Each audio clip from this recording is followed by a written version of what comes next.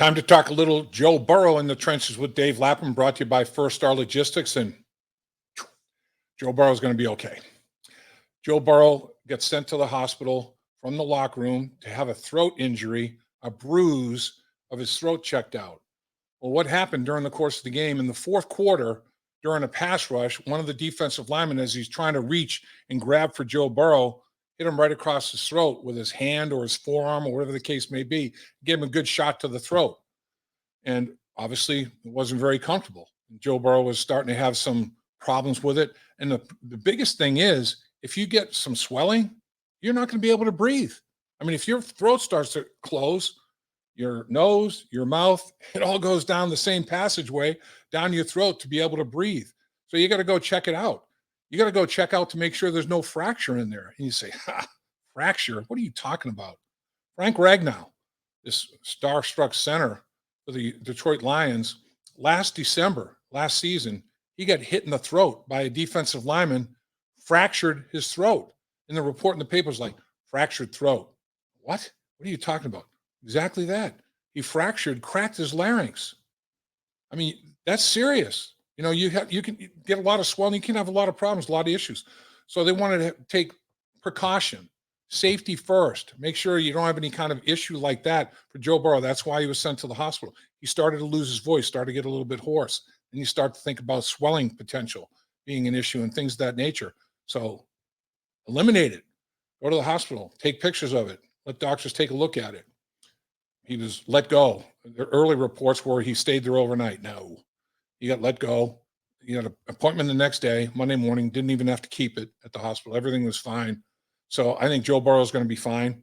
Hopefully he gets his voice back where he can utilize it well enough in the huddle, because it's going to be noisy up there in Detroit. And if you're whispering in the huddle and all that crowd noise, it's going to be hard maybe to communicate a play. Now, at the line of scrimmage, you're not going to be able to yell enough anyway. You're going to have to use hand signals and all that sort of thing, silent counts and all of that in the dome in Detroit. It's going to be crazy. He'll be off the hook up there in terms of noise. But Joe Burrow, he's going to be fine. And he wasn't hurt, when he was flipped and landed on his head. That was a concussion protocol deal when he went into the tent. It had nothing to do with his throat. He landed on his head, bounced off the turf, and they put him through a concussion protocol before they sent him back out in the football field.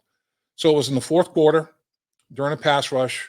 Defensive lineman got either the hand or a forearm or something like that between the face mask and the shoulder pads and caught him right across the throat.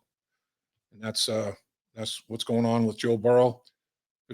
I think he's going to be able to operate at 100% efficiency in the game on Sunday.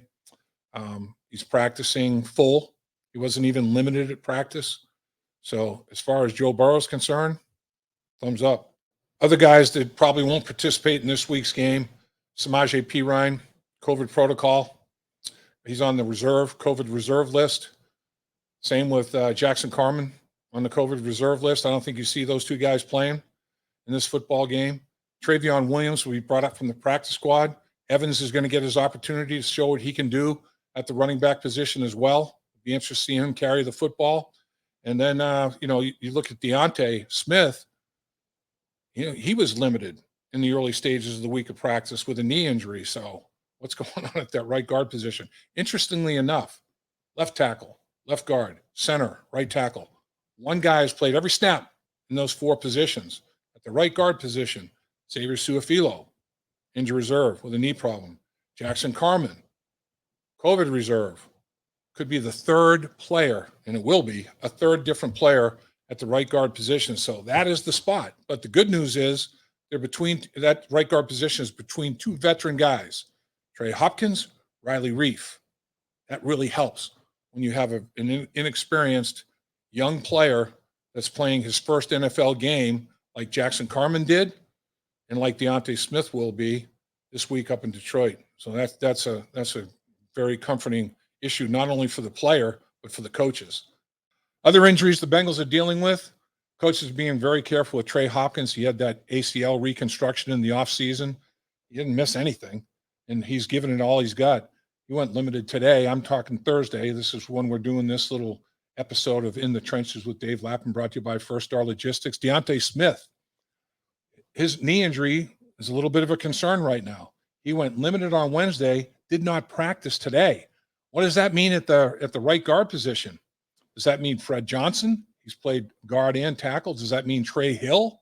They do have some options still available, but boy, they're getting very, very thin in terms of offensive line from a backup standpoint. I don't think you'll see Isaiah Prince necessarily playing the guard position. He's the extra tackle they use in short yardage goal line. I'm not sure they're going to mess with him at the guard position potentially.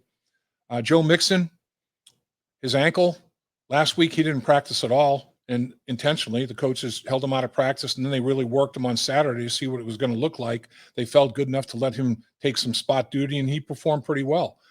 As we speak right now on Thursday, Joe Mixon didn't practice. Joe Mixon practiced limited on Wednesday, did not practice on Thursday. Don't know if he tweaked the ankle or that's just part of what they're doing with the Joe Mixon protocol with the ankle right now. Hopefully he'll be able to make the dance. Mike Thomas, the backup wide receiver for the Cincinnati Bengals, he went limited today. He didn't practice on Wednesday. He went limited today with that ankle injury. That pretty much covers what's going on in the with the offensive standpoint.